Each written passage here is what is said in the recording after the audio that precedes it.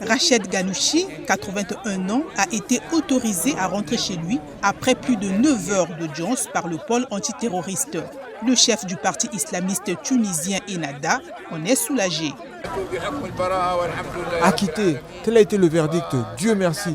Nous espérons que le reste des affaires contre d'autres personnes devant le pouvoir judiciaire aura le même résultat, car ce sont tous des affaires fabriquées après une décennie de révolution. La défense de M. Ghannouchi précise que ce dernier est libre de ses mouvements et ne fait pas l'objet de mesures de contrôle judiciaire.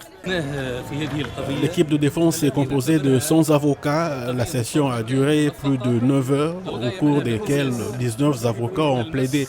Les poursuites publiques ont demandé que ce soit délivré à Ghannouchi une carte de dépôt en prison. Mais après avoir entendu et plaidé, le juge d'enquête a décidé de le libérer. Pour les partisans de Ghannouchi, toute cette procédure est une pièce orchestrée par les autorités dans le but de détourner l'attention du référendum prévu par Kais Saied le 25 juillet pour changer la constitution qui l'aiderait à avoir plus de pouvoir présidentiel et réduire le rôle du Parlement et du Premier ministre.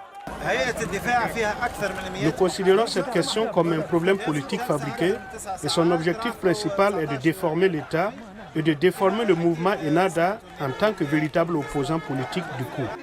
Le président Saied est sous le feu d'intenses critiques de l'opposition pour l'avoir exclu d'un dialogue national sur la nouvelle constitution et pour avoir suspendu le Parlement l'année dernière, se donnant de larges pouvoirs.